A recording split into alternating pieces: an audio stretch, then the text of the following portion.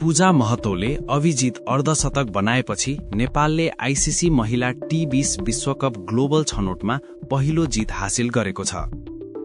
शनिबार त्रिवी क्रिकेट मैदानमा भएको आफ्नो तेस्रो खेलमा नेपालले जिम्बाब्वेलाई 6 विकेटले पराजित गरेको हो। जिम्बाब्वेले दिएको 130 रनको लक्ष्य नेपालले 3 बल बाँकी छँदा 4 विकेटको क्षतिमा पूरा गर्यो।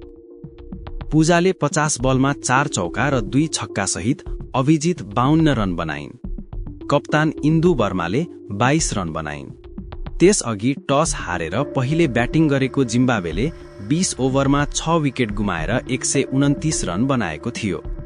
जिम्बाब्वेका लागि केलिस धलोभुले अभिजित 52 रन बनाइन्। बिलभड बिजाले 34 तथा मोडेस्टर मुपाचिवाले 14 रन बनाइन्। नेपालका लागि रिया शर्माले 2 विकेट लिइन् भने कविता कुँवर, पूजा महतो, सीता राणा मगर र रुबिना छेत्रीले 1-1 विकेट लिए।